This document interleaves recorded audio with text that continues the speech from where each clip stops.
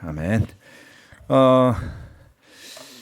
여러분 반갑습니다. 오늘 예배 아마 마지막으로 대전으로 이제 이사를 가시는 자매가 계신데, 우리 최춘옥 자매 대전으로 이사 가셔서 우리 대전 교회하고 같이 하게 되지 않을까 싶네요. 마침 또 민경 자매는 또 대전에서 올라와서 예배를 드리고 계신데, 우리 춘옥 자매 어디 계시죠? 저 뒤에 계시는군요. 워낙 조용히 계셔가지고. 네. 잘들 모르시죠? 아세요? 하도 조용히 왔다 갔다 하시니까. 네, 잘 알죠? 네. 아무튼 대전에 가서 또 시부모님도 계시고 한데 믿음 가운데 건강하시기를 바랍니다.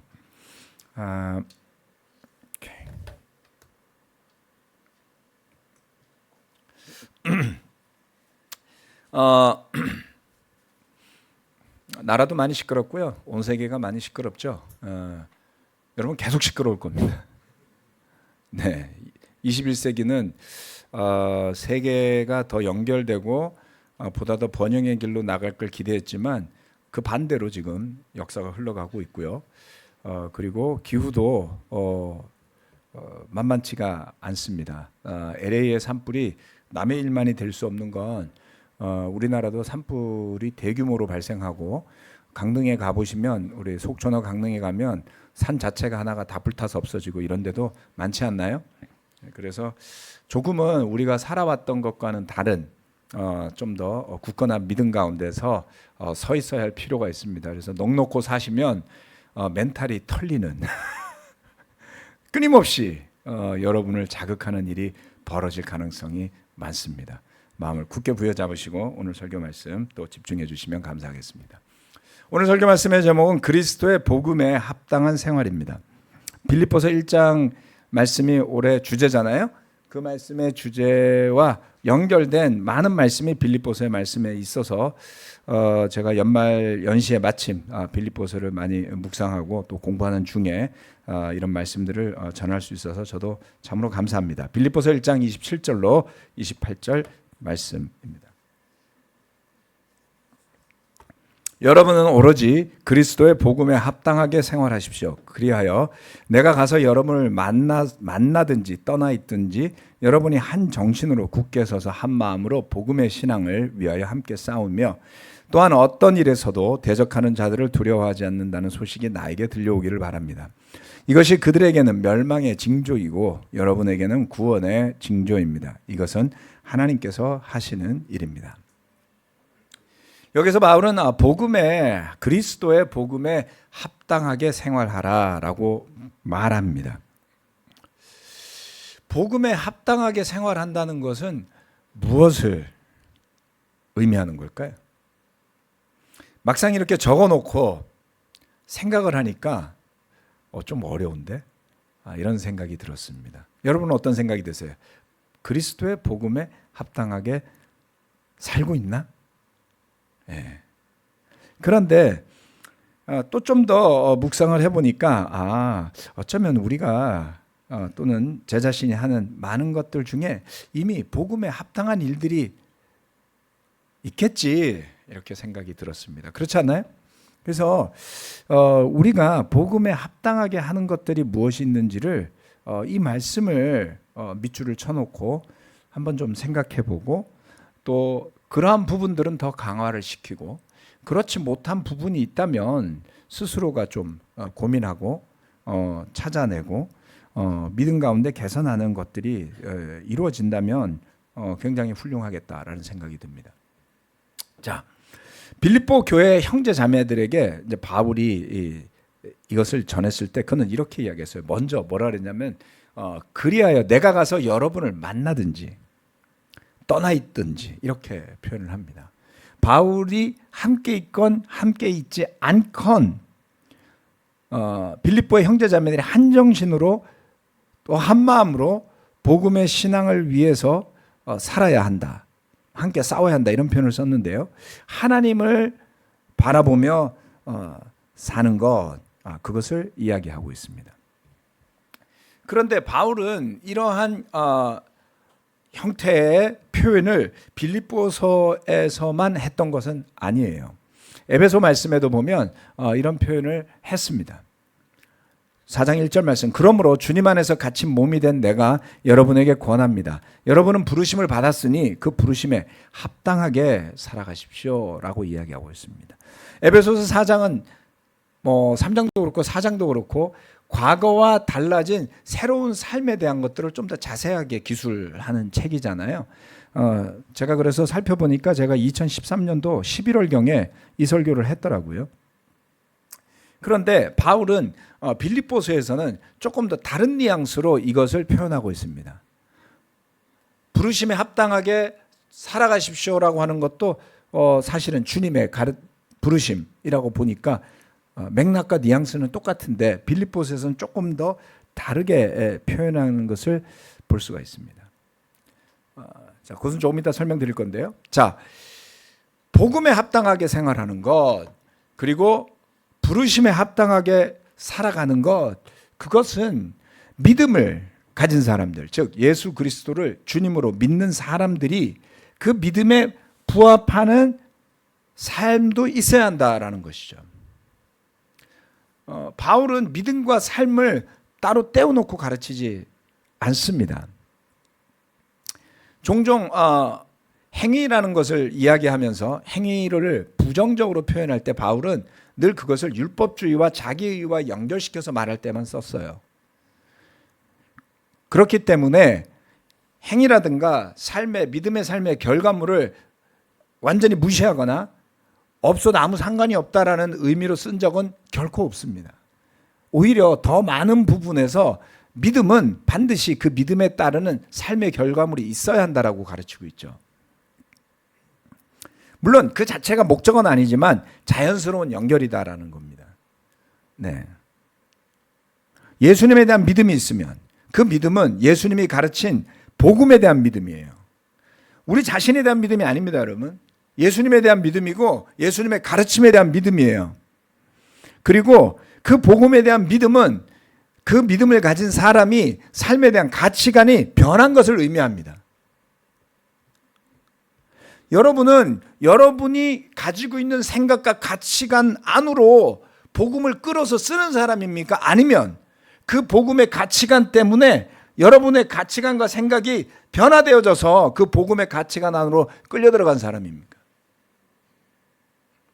제자 공부할 때 이렇게까지 가르치진 않았죠. 왜냐하면 가르치는 사람도 잘 모르니까요. 젊었고 그냥 예수님 좋아했고 그리고 제자 되면 다 되는 줄 알고 살았잖아요. 살다 보니까 근데 그게 아니지 않나요?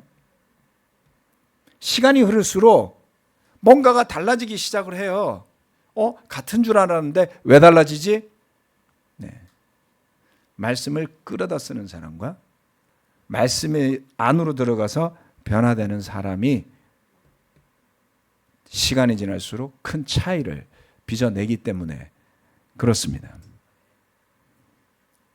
그리스도 예수를 믿는다라는 것은 반드시 삶은 달라지는 것을 의미합니다. 그 달라진 삶의 모습은 시기하고 질투하고 비교하고 비방하고 타인을 괴롭히는 것이 아니라 서로가 한 정신으로 굳게 서는 겁니다. 이것을 바울은 빌립보서에서 좀 더 강하게 표현하고 설명을 하거든요. 자, 여기에 대해서 제가 좀 더 구체적으로 헬라어 본문을 통해서 설명을 드리겠습니다. 여기서 이제 어렵게 쓰여 있는데 밑에 한글로 읽기 좋게 제가 한글로 적어놨어요. 그래서 여러분 읽을 수 있어요. 읽을 수 있죠? 네, 자 뭐라고 하냐면 엔쿠리오 악시오스 페리파테사이라는 것이 에베소서 4장 1절의 말씀이에요. 빨간 줄 쳐놨으니까 합당하게 살아가십시오 라는 것을 명령어로 페리파테사이라고 하고 있어요. 좀 이따 설명드릴게요. 자, 그런데 빌립보서 1장 27절은 뭐라고 말하냐면 복음에 합당하게 생활하십시오. 우리는 살아가십시오, 생활하십시오. 영어로 보면 live고 똑같아요. 그렇지 않나요? 네, 별반 차이 없어요. 그런데 이걸 헬라어로 보면 차이가 많습니다. 이것도 읽게 제가 해드릴게요. 자, 읽으실 수 있죠? 뭐라고 되어 있습니까? Axios to Euangeliou to Christou Poli to Este. 이렇게 되어 있죠? 한글도 잘 못 읽겠어요, 이제? 나애들이 들었어요. 자, 여기 보면 같이 반복되는데 똑같은 단어는 악시오스라는 단어예요. 이건 합당하게라는 뜻이니까 같이 들어갔습니다. 그런데 빨간 줄 친 부분이 달라졌죠. 페리파테사이, 그 다음에 폴리투에스테 이렇게 달라졌습니다. 같은 표현인 것 같은데 뉘앙스가 다른 단어를 썼죠. 자, 여기에 대해서 조금 더 설명을 해드리겠습니다. 아주 중요한 거라서 그래요. 이 폴리투에스테라고 쓴 단어는 유앙겔리오는 복음이란 뜻입니다. 유앙겔리온. 그 일본의 만화가 있잖아요. 에반겔리온 아세요? 좋아했던 분들 계신가요? 그 에반겔리온이라는 단어가 복음이란 뜻이에요. 유앙겔리오. 예, 유는 좋다는 뜻이고요. 안겔리오는 메신저라는 뜻이에요. 천사, 안겔로스, 엔젤, 그렇죠? 그래서 유, 안겔리온 합치면 좋은 소식, 복음 이런 뜻입니다. 쉬워요, 그렇게 생각하면.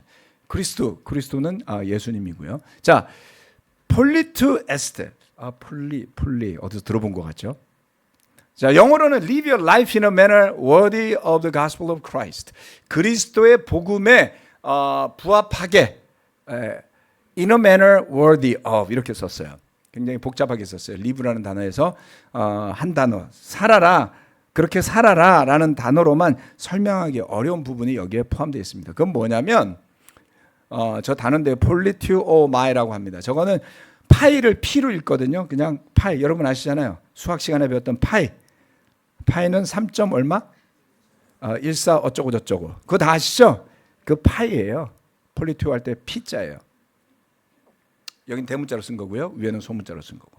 자, 폴리튜오마이라는 단어는 뜻이 저래요. 길어요. 자신의 국가나 정치 체제에 정치 체제 시민적 의무에 부합하게 살아가다. 와, 동사 하나가 끝내주지 않아요, 여러분? 이렇게 많은 뜻을 포함할 수 있나요? 그래서 이걸 그냥 live라는 단어로만 표현하기에는 조금 아쉽단 말이에요. 네. 왜 이런 차이가 났냐를 설명드리겠습니다. 아까 봤던 에베소서 4장 1절 말씀은 페리파테오라는 동사예요. 페리파테오는 이렇게 돌아다니다, 행하다 이런 뜻을 갖고 있어요. 그냥 살다. 그래서 일반적으로 많이 쓰는 단어예요. 성경에 자주 나오고요. 그런데 폴리투오마이라는 단어는 신약 성경에서 2번밖에 나오지 않습니다. 자주 쓴 단어가 아니에요. 정치적 의미가 있는 단어입니다. 왜요? 자, 그리스는 도시 국가였죠. 그래서 도시 국가를 뭐라고 불렀냐면 옛날의 추억을 되살려서 폴리스라고 불렀습니다. 그래서 아테네도 폴리스, 우리가 잘 아는 스파르타도 폴리스, 고린도도 폴리스 이런 거죠. 그러면 그 폴리스에서는 뭐를 했습니까? 시민들이 정치 참여도 하고요, 투표도 하고요, 민주주의의 초기 형태가 만들어졌다 그래서 우리 학교 다니면서 다 배우지 않았나요? 민주주의 국가니까 가르쳤을 겁니다.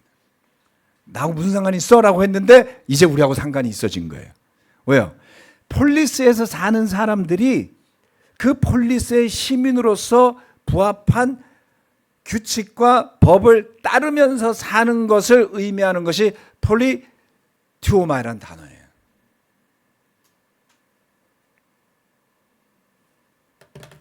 그래서 복음에 합당하게 생활하십시오라고 말했을 때 이것은 시민권과 연관이 있다는 겁니다. 빌립보는 어느 나라에 소속된 걸까요? 빌립보. 자, 바울 일행이 빌립보로 건너가기 전에 마케도니아로 건너와서 도와달라는 환상을 보잖아요. 그렇죠? 그러면 마케도니아? 그럼 마케도니아는 뭐고 그리스는 뭐지? 이렇게 하면 진짜 헷갈릴 수밖에 없어요. 마케도니아 지역이고요. 빌립보는 거기에 속해 있는 도시고요. 지금은 그리스라는 나라에 있는 한 도시입니다. 성지순례 가시면 그리스에 가면 빌립보로 가실 수가 있어요. 그런데 예수님 당시에 빌립보는 또 어디의 식민지였냐? 로마의 식민지였잖아요. 그래서 빌립보 시민들은 민족으로는 보면 그리스잖아요. 그렇죠? 그리스 사람이잖아요. 예, 불과 얼마 전까지만 해도 알렉산더 대왕의 제국의 시민이었는데 지금은 로마에게 점령당해서 누구의 법을 따라야 돼요? 로마의 법을 따라야 했던 거예요. 폴리투오마에 했어야 되는 거죠. 그리스의 법이 아니라 로마의 법으로. 마치 조선시대 식민지였을 때 우리 대한민국의 선배들이 조선의 법이 아니라 일본의 법을 따라야 했던 것처럼. 그래서 이 단어는 그러한 의미를 갖고 있는 거예요. 이렇게 말할 때 그렇게 살아라. 여러분은 지금 그러면 바울은 로마의 식민지로서 시민으로 그렇게 살아가라고 말한 걸까요? 아니에요. 그 앞에 수식어가 뭐라고 붙었어요? 복음에 합당하게. 그리스도의 복음에 합당하게 이렇게 이야기하고 있습니다. 그들은 누구의 법을 따라 했느냐? 바울은 빌립보서 같은 책에서 3장 20절에서 이렇게 이야기를 해요. 그러나 우리의 시민권은 하늘에 있습니다. 그곳으로부터 우리는 구주로 오실 예수 그리스도를 기다리고 있습니다. 즉 빌립보 교회 형제 자매들의 시민권은 어디요? 하늘나라.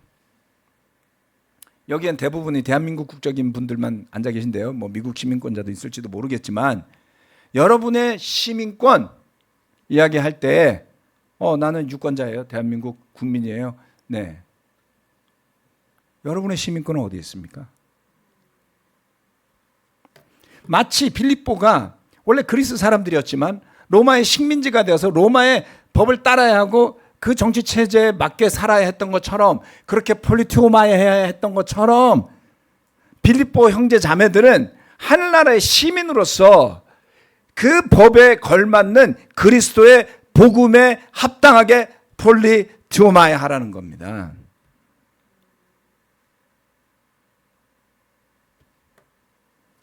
바울의 이와 같은 확신은 신약 성경에서 바울 혼자만이 사용했던 것이 아니에요. 히브리서 11장 13절 말씀 이렇게 이야기합니다. 이 사람들은 모두 믿음을 따라 살다가 죽었습니다. 그들은 약속하신 것을 받지는 못했지만 그것을 멀리서 바라보고 반겼으며 땅에서는 길손과 나그네의 힘을 고백하였습니다. 히브리서는 아볼로가 썼느니 바울이 썼느니 또 다른 제3자가 썼느니 말은 많지만 좌우지간 저도 처음에는 바울이 쓴 것 같다가 시간이 지날수록 아리송해졌어요. 그러나 엑설런트한 책이죠. 이 히브리서 저자는 우리가 이 땅에서는 길손이요 나그네다라는 겁니다. 우리 소속이 여기가 아니에요 라고 이야기하고 있는 거예요. 그런데 더 나아가서 베드로도 그렇게 이야기했어요. 베드로전서 1장 17절 그리고 사람을 겉모양으로 판단하지 않으시고 각 사람의 행위대로 심판하시는 분을 여러분이 아버지라고 부르고 있으니 여러분은 나그네 삶을 사는 동안 두려운 마음으로 살아가십시오. 우리의 시민권에 대해서 베드로와 바울이 신학적으로 이 부분을 함께 의논해서 일치를 봤던 걸까요? 그래서 가능성은 낮습니다. 그러나 삶의 모습이 어때야 하는지에 대해서는 맥락이 같아요. 상반되지를 않습니다.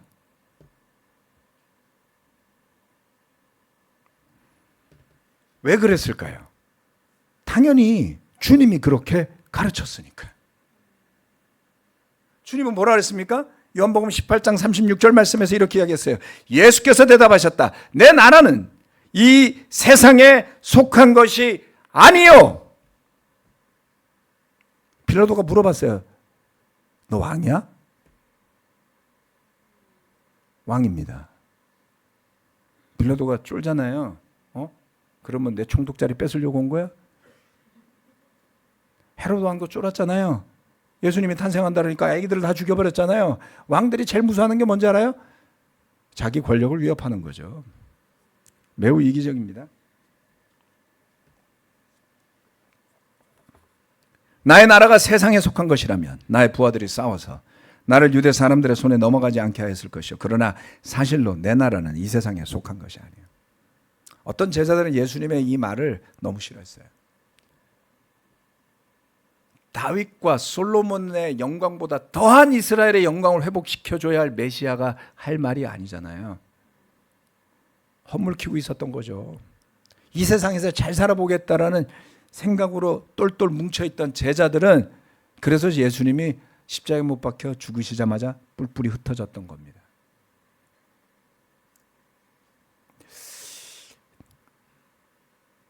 그러나 시간이 지나서 부활하신 예수님을 만나고 성령이 왔을 때 그들은 비로소 깨닫기 시작했어요. 잘못된 망상 속에 살고 있었다는 것이죠. 그들의 가치관은 변화되지 않았던 겁니다. 십자가를 볼 때까지, 성령이 오실 때까지, 부활하신 주님을 알 때까지 변화되지 않았어요. 그러니까 지들끼리 자리 놓고 싸우고, 그죠? 철없는 짓 하고, 말 같지도 않은 저주를 퍼붓고 그런 일들을 하잖아요. 예, 우리 비슷한 행동들을 그들도 하고 살았습니다. 그러나 이것을 깨닫게 됐을 때 바울도 베드로도 예수님을 주님으로 섬기고 따라가는 제자들의 지도자들은 하나같이 그 의미를 알고 있었어요. 하늘나라는 이 세상에 속한 것이 아니죠.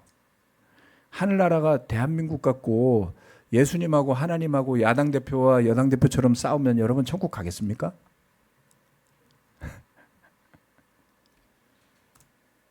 민주주의는 가장 선한 제도가 아니고 사람들의 탐욕을 정당화한 싸우라고 있는 제도입니다. 그래서 끊임없이 싸울 거예요. 그래서 우리도 서로 싸워야겠습니까? 그럴 거면 정치회장으로 나가시는 거예요. 예수님이 싸우지 않았잖아요. 왜요? 이 나라가 내 나라가 아니라고 그랬어요. 그래서 이것을 우리가 잘 안다면 말씀 한 구절 한 구절이 가르치는 삶의 모습에 대해서 더 신중하게 가치 부여를 하고 생각과 마음가짐과 행동이 일치된 길로 나아가도록 해야 하는 것이죠.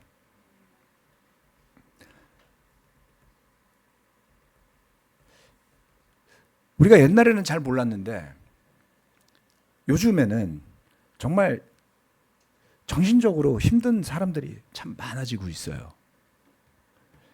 우리도 그렇게 될 수 있습니다. 왜 그런지 아세요? 근본적인 원인은 갈라진 가치관에 있어요. 갈라진 생각에 있는 거예요. 갈등하기 때문입니다. 마음속에 갈등이 생기는 거예요. 그렇죠? 어떻게 살아야지? 에 대한 것들이 자꾸 갈등이 있어요. 이렇게 사니까 이게 문제를 일으키고 이렇게 사니까 저게 문제를 일으키고 그러면 계속 마음에 갈등이 있잖아요. 정신적 갈등이 있고 심리적 갈등이 있고 영적 갈등이 있고 그런 갈등이 오래 지속되면 사람이 소진될 수밖에 없죠. 자신의 정체성이 불분명하면 힘들죠. 저는 그런 분들을 봤어요. 예. 외국에서 살 때, 일본에서 살 때, 다른 나라를 갈 때 부모가 국적이 다르고 언어를 한 3개국 하는 젊은 사람들을 막 부러워했는데 알고 보니까 힘든 것도 있어요. 너무 괴로워해. 그래서 같이 이야기를 들어줘야 되겠는데 너 어느 나라 말로 할 때 제일 마음을 표현할 수 있니? 영어가 좋아? 일본어가 좋아? 아니면은 니네 엄마의 나라 말이 좋아? 아니 뭐 하나를 자기 표현할 수 있어야 될 거 아니에요. 어느 한 언어로도 자신을 다 표현하지 못하는 야 이게 얼마나 힘들까? 그런데 여러분 생각이 너무나도 많이 복잡해지고 가치가 갈라지고 뚜렷하지 않으면 이렇게 되는 거예요. 여러분 더 리얼하게 들어가면요 자기 생각과 복음의 생각 사이에 갈등하는 겁니다.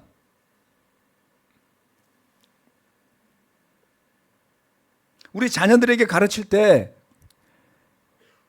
우리는 다 두려움이 있지 않나요? 우리 아이들이 똑바로 이 세상에서 못 살면 어떡하지? 쉽게 표현하면 밥 못 먹으면 어떡하지? 이런 고민들을 한단 말이에요.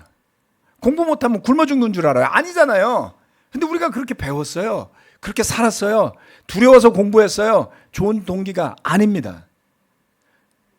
저는 정말 공부하는 게 싫었어요. 재미없어요. 만화방이 훨씬 재밌고 탁구 치는 게 즐겁고 친구들이랑 오락실에 가는 게 좋았어요.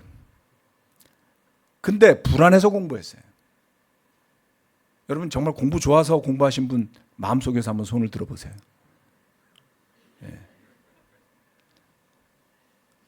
그런 분은 특별 케어를 좀 해야 될 겁니다. 범상치 않아. 그 싫은 거를 몇십 년을 하고 살았으니 정신이 온전하겠습니까, 여러분? 제가 정신이 온전하지 않았어요. 제자 되기 전까지. 뜻대로 되는 것도 없어. 남들이 보면 어떻게 볼지 모르지만 제 안에서는 너무 큰 갈등이 있었어요. 제가 20대 초반에 진짜 감명 깊게 본 영화가 뭔지 아세요? 죽은 시인의 사회예요. 위험한데? 거기 저 자살했는데? 안 그래요? 막 영화 보고 왔는데 막 잠이 안 오더라고요. 내 인생이 막 다 보이고 난 어떻게 살아야 되지? 막 이런 고민 속에 막 쌓여가지고 막 가치가 혼란스럽다는 겁니다. 그리스도의 복음이 날마다 나의 생각과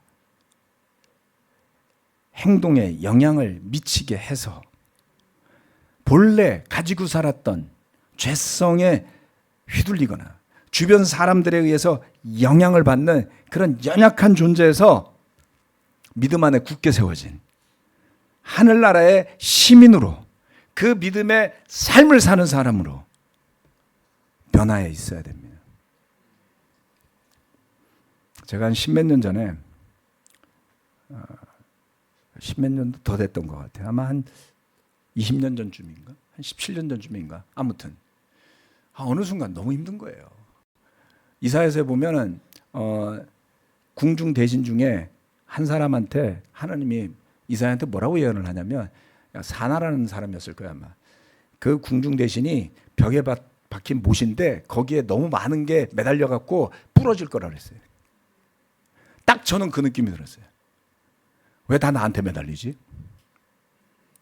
와이프도 매달리고 애들도 매달리고 우리 부모님도 매달리고 교회도 매달리고 나 이러다 부러질 것 같아. 왜 그랬을까요? 전 내가 열심히 살아서 그렇다고 생각했지만 아니에요. 남편으로서의 저도 뭔지 모르겠고 아버지로서의 저도 뭘 해야 되는지 잘 모르겠고 목사로서의 나도 뭐 다 열심히 해요. 남편도 열심히, 아버지도 열심히, 아들도 열심히, 목사도 열심히, 친구도 열심히. 근데 다 따로인 거예요. 다 따로라는 게 뭐냐면 여기서는 이렇게 하고 저기선 저렇게 하고 여기선 이렇게 하고 저기선 이렇게 하고 다 다르다고 생각했어요. 얼마나 피곤해요, 여러분. 머릿속에서 가치도 그렇고 생각도 그렇고 행동도 그렇고 정돈이 돼 있지 않은 거예요. 그래서 여러분 애들이 방황하는 거 당연한 겁니다. 정리가 돼 있을까요? 자기가 누군지도 모르는데 자기가 공부를 지금 왜 해야 되는지도 모르는데 그 재미없는 거 하느라고 인생 정말 어둡고 힘든데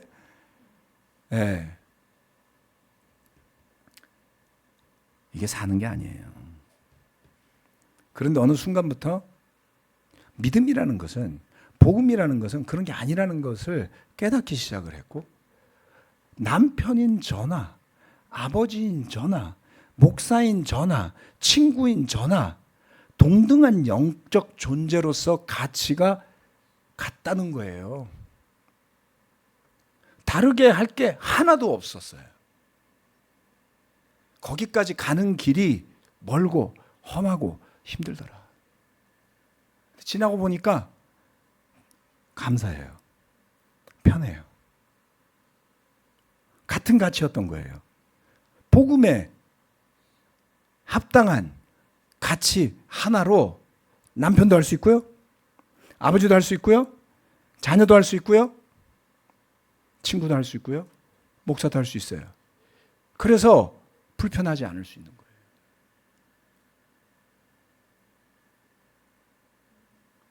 주변 사람들이 어떻게 생각하는지 덜 생각할 수 있게 됐어요. 왜요?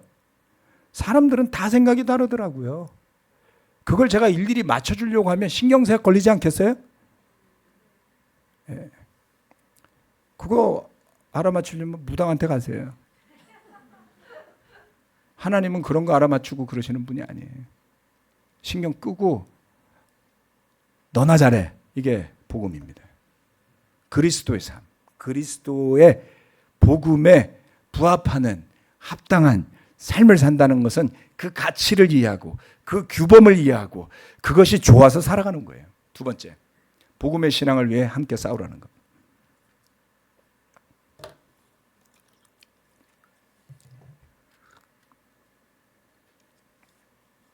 빌립보서 1장 27절 28절. 여러분 처음에 읽었던 구절 그대로예요.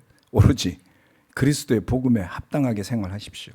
그리하여 내가 가서 여러분을 만나든지 떠나있든지 여러분이 한정신으로 굳게 서서 한마음으로 복음의 신앙을 위하여 함께 싸우며 또한 어떤 일에서도 대적하는 자들을 두려워하지 않는다는 소식이 나에게 들려오기를 바랍니다.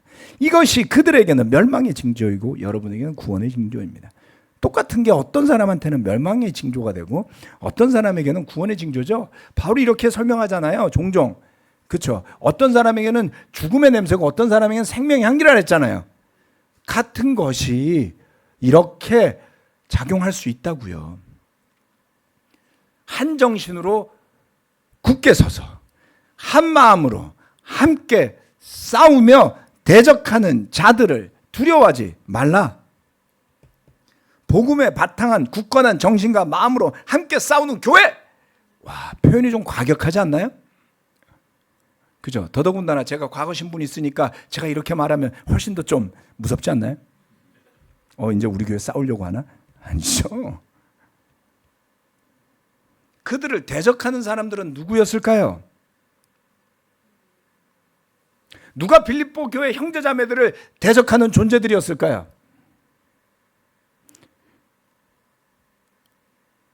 굳건하게 믿음 가운데 섰을 때 그것이 왜 어떤 사람에게는 멸망의 징조였을까요?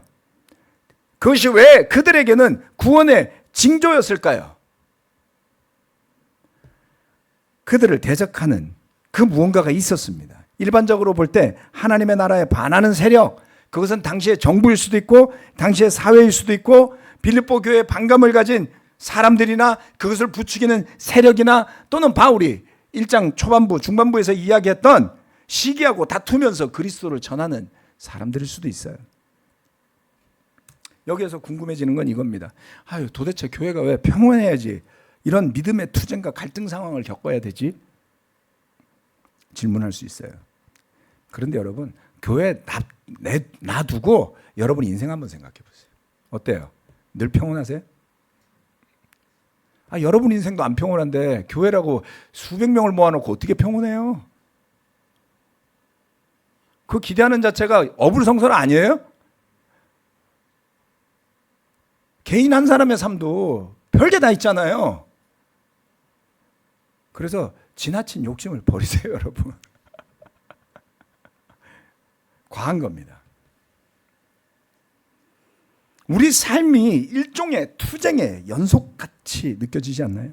가족 또는 직장, 친구 사이의 갈등, 또 자녀들이 있는 경우에는 자기 자신의 문제에 더해서 자녀들의 문제까지, 문제의 경우의 수는 점점 더 늘어납니다. 그래서 우리는 이렇게 말하죠. 가지 많은 나무, 바람 잘 날 없다. 요즘에 이 이야기가 자주 나와요. 나이가 들수록 그렇게 되지 않나요? 옛날에는 이게 자녀가 많은 집안을 이야기했는데 요새는 둘만 있어도요, 가지 많은 나무 되는 겁니다. 하나밖에 없는데 왜 우리 집안은 가지가 하나인 것 같은데 바람 잘 날이 없냐? 어때요? 시대가 그렇게 된 거죠. 세상의 변화가 너무 빨리 이루어집니다. 저희 부모님이 스마트폰 쓰시는데 되게 힘들어하세요. 가르쳐드리고, 그래서 최근에 아버지 폰은 폴더로 바꿔드렸어요. 전화가 걸려오는데 손을 하는데 손이 말라갖고 잘 안 되고, 안 되니까 불안하니까 더 빨리 하고, 그럴수록 안 되고 전화를 못 받으세요.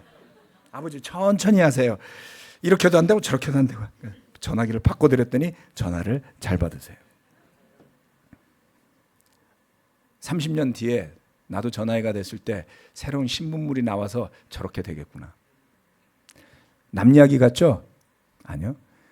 겨우 이제 우리 교회 형제자매들이 유튜브에 적응을 해서 구독은 다 눌러놨어. 이제 그게 뭔지는 다 알아. 근데 작년에 홈페이지를 만들어가지고 인스타를 한다 그랬더니 안 눌러! 인스타가 뭔지 몰라. 저도 엄청 헤맸어요. 인스타. 뭐 이렇게 직관적으로 만든다 그러면서 그 직관은 20대한테만 통하나 봐. 50대, 60대의 직관이 아니에요. 우리는 이거잖아요. 이거. 네, 이미 우리가 그런 시대가 됐습니다. 인스타 가입하시고 우리 교회 홈페이지에서 메시지 뜨면 좋아요 누르시고, 네, 설교 좋아요도 듣지만 말고 좀 누르세요. 왜 이렇게들 인색한지 몰라. 100명이 봤는데 좋아요 5명. 나머지 95명 무슨 생각으로 듣고 있지? 아, 우리 교회 사람이 아닐 수도 있군요. 네. 괜찮습니다. 우리 삶에 닥쳐오는 어떤 어려움이라 할지라도 그것을 극복해낼 수 있는 믿음의 비결이 여기에 담겨 있습니다. 복음의 신앙을 위해서, 복음의 신앙이에요. 다른 거 아니에요. 우리 믿음의 삶에 부딪혀오는 도전들에 대해서, 우리 삶에 부딪혀오는 도전에 대해서 한정신으로, 한마음으로 싸워 나가면 되는 겁니다. 힘겹게 투병 생활을 하시는 분들 우리 가운데 많아졌어요. 나이가 들었으니까요. 그런데 혼자가 아니시잖아요. 예. 어느 누구도 병에 걸린 형제나 자매 너 걸릴만 했어 이렇게 말하는 사람 아무도 없잖아요. 안타까워하지 않나요? 한마음으로? 그리고 옆에서 기도해 주지 않습니까? 이게 한마음이에요. 한정신이에요. 남의 불행을 보고 손가락질하면 저주받습니다, 여러분. 그러지 마세요. 미워하는 사람이라도 그러지 마세요. 기도해 주세요. 자, 그래서 그것이 한마음이고 한정신이에요. 또 누가 좋은 일이 생기면 시기하고 질투하지 마세요. 네, 기뻐해 주시면 돼요.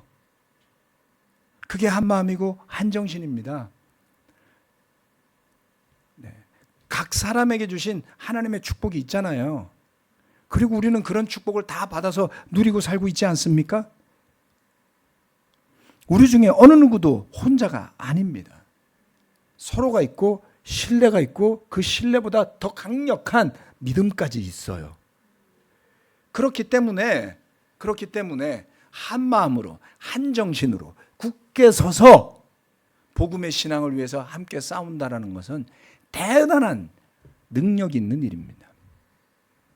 우리 그렇게 합시다.